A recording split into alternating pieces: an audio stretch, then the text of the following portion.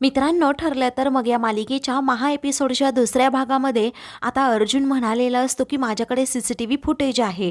त्यामुळे आता साक्षी खूपच घाबरते. चैतन्य मात्र तिच्यापासून आपली नजर चोरत असतो.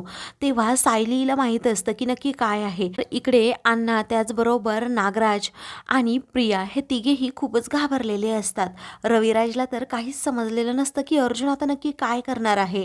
वरती जज साहेब म्हणतात की हे CCTV फुटेज आम्हाला पाहण्याची व्यवस्था करावी. तेथे आता प्रोजेक्टर लावला जातो. तेव्हा त्या प्रोजेक्टरवर अर्जुन एक एक करून सर्व काही फुटेज दाखवत असतो. त्यावेळी जज साहेब देखील अगदी निरखून ते पाहत असतात.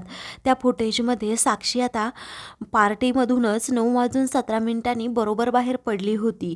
सर्व चित्र त्यामध्ये स्पष्टपणे दिसत असतं. त्यामुळे साक्षी आता खूपच घाबरते. नागराज आता डोक्यालाच हात लावतो. रविराज तर साक्षीकडे पाहतच राहतो. मग नंतर बरोबर 10:50 साक्षीची गाडी ही पुन्हा तेथे येते आणि पटकन गाडीतून खाली उतरून ती त्या रिसॉर्टमध्ये जाते. हे फुटेज देखील आता अर्जुन पुढे दाखवतो. ते पाहून आता सर्वांनाच जरा धक्का बसतो. तर सायली कुसुमला म्हणते, पाहिलं का, या मधल्या काळामध्ये ती कुठे होती. तेव्हा कुसुमला देखील आनंद होतो. मधुभाऊंच्या जीवात जीव येतो की नक्की काही ना काही पुरावा आता साक्षी विरोधात सापडला तरी आहे. साक्षी आता चैतन्याकडे पाहते आणि मनातल्या मनात विचार करू लागते की चैतन्याला या फुटेजबद्दल माहीत होतं, परंतु त्याने मला अगोदर इन्फॉर्म नाही केलं. चैतन्य आता तिच्यापासून नजर चोरत असतो. तर Arjun point to be noted असं जज साहेबांना म्हणतो, कारण त्या पूर्ण वेळ रिसॉर्टमध्ये होत्या हे त्या खोटं बोलल्या आहेत. आता सगळेजण खूप घाबरतात. त्यावरती साक्षी आता म्हणते की हे फुटेज खोटं आहे, मी रिसॉर्टमध्येच होते.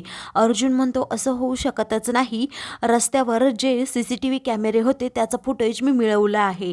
इकडे प्रिया ही खूपच घाबरते. नागराजला म्हणते, आता तिच्याबरोबर माझी सुद्धा जेलवारी होणार. नागराज म्हणतो, गप्प बस ग, पुढे काही बोलू नकोस. त्यानंतर आता रविराज लगेच ऑब्जेक्शन घेतो आणि म्हणतो की मला याबद्दल थोडं साक्षी शिखरेबरोबर बोलायचं आहे. त्यावेळी जज साहेब आता परमिशन देतात. मग रविराज आता साक्षीकडे जात तिला विचारतो, रिसॉर्टमध्ये जे फुटेज होतं ते तुम्ही कुठून मिळवलं होतं. त्यावेळी साक्षी म्हणते, अगोदर जे वकील हायर केले होते त्यांना मी ते फुटेज दिलं होतं. ते रविराज म्हणतो, ठीक आहे, आता अशा रस्त्यावरच्या फुटेजवरून आपण ठरवू शकत नाही ना की साक्षी त्यावेळी बाहेर गेली होती. हे फुटेज खोटंही असू शकतं. त्यावेळी आता अर्जुन म्हणतो, हे फुटेज खोटं नाहीये, हे फुटेज मी काल मिळवलेलं आहे. जज साहेब आता अर्जुनवर विश्वास ठेवतात. रविराजला आता जागेवर जाऊन बसायला सांगतात. मग नंतर आता साक्षी म्हणते, हे फुटेज पूर्णपणे खोटं आहे. अर्जुन आता खूप जोरात ओरडतो, हे फुटेज खरं आहे आणि ज्या दिवशी विलासचा खून झाला, ज्या वेळी खून झाला त्यावेळी तुम्ही त्या हॉटेलमध्ये उपस्थित नव्हतात, त्या पार्टीमध्ये नव्हतात. 9:17 तुम्ही गेलात आणि 10:50 तुम्ही पुन्हा त्या हॉटेलमध्ये आलात. या मधल्या काळामध्ये तुम्ही बरोबर विलासचा खून केला होता. तेव्हा हे ऐकताच आता साक्षी खूप घाबरते. तर अण्णा, नागराज आणि प्रियाच्या डोक्यात मुंग्या येतात. चैतन्य देखील आता खूपच घाबरलेला असतो. त्यापुढे आता अर्जुन पुन्हा साक्षीला विचारू लागतो की तुम्ही त्या मधल्या 1.5 तासामध्ये कुठे गेला होतात. तो सारखा उल्लेख करत असतो. 9:17 तुम्ही बाहेर पडलात आणि 10:50 तुम्ही आतमध्ये आलात पुन्हा रिसॉर्टमध्ये. मग या मधल्या काळात नक्की कुठे गेला होतात. मला असं वाटतंय तुम्हाला ड्रिंक्स करायचं असेल तर ते आतमध्येच असेल ना रिसॉर्टमध्ये. एवढं मोठं 7 स्टार रिसॉर्ट आहे म्हटल्यावर.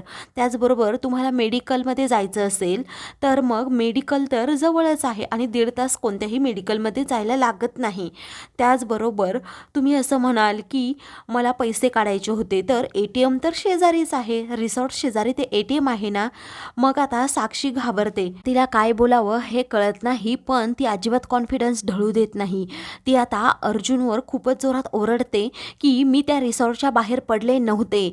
तेव्हा अर्जुन देखील त्याच भाषेत आणि त्याच रोखात तिला म्हणतो, तुम्ही बरोबर 9:17 रिसॉर्टच्या बाहेर पडला होतात, आश्रमात गेलात आणि तेथे विलासचा खून करून बरोबर 10:50 तुम्ही त्या पुन्हा रिसॉर्टमध्ये आलात, जेणेकरून तुमच्यावर आळ नाही यावं यासाठी.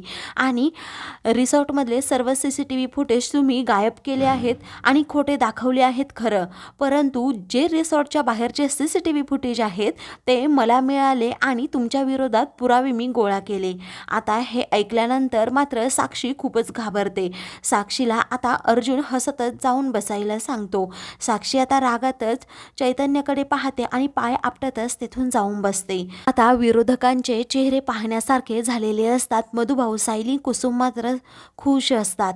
तर आता अर्जुन जज साहेबांना म्हणतो की मी CCTV फुटेज तर आता तुमच्यासमोर सादर केलेच आहेत. यावरून तुम्हाला अंदाज आला असेल की साक्षी शिखरे ही मुलगी 1.5 तास बाहेर होती. तेव्हा जज साहेब हो म्हणतात. त्यानंतर आता दुसऱ्या साक्षीदाराला बोलवण्याची मला परमिशन द्यावी असं अर्जुन म्हणतो आणि त्या अहवालामध्ये मी तो मुद्दा नमूद केलाच नव्हता, मला माफी करावी. साक्षीदाराचं नाव गोपनीय ठेवणं हे माझ्यासाठी खूप महत्त्वाचं होतं.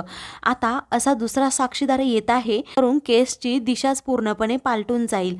तेव्हा आता दुसरा साक्षीदार कोण असा प्रश्न आता साक्षीला पडतो. तर अण्णा देखील खूप घाबरतो. तर तो दुसरा साक्षीदाराला अर्जुन बोलवतो. त्याचं नाव असतं समीर वाळके, म्हणजे साक्षीचा मित्र. समीर आता तेथे येतो आणि खाली मान घालतो. तेथे आल्यानंतर आता तो म्हणतो की मी जे काही बोलणार आहे ते अगदी सत्य बोलणार. वेळी आता साक्षी खूपच घाबरते. समीर आता विटनेस बॉक्समध्ये जेव्हा येऊन उभा राहतो तेव्हा हळूच साक्षीकडे पाहतो. अर्जुन त्याला विचारतो तुमची ओळख अगोदर कोर्टाला सांगा. तो म्हणतो मी समीर वाळके एका रिसॉर्टचा मालक आहे. तर आता रिसॉर्टचा मालक नाही तर साक्षीचे तुम्ही मित्रसुद्धा आहात. सर्वात महत्त्वाची ओळख तुम्ही सांगा असं आता अर्जुन म्हणतो. तेव्हा समीर म्हणतो की हो मी साक्षीचा मित्र आहे आणि साक्षी त्या रात्री 1.5 तास म्हणजे 1.25 तास तरी बाहेर गेली असेल. तेव्हा आता हे ऐकता सर्वांना धक्का बसतो.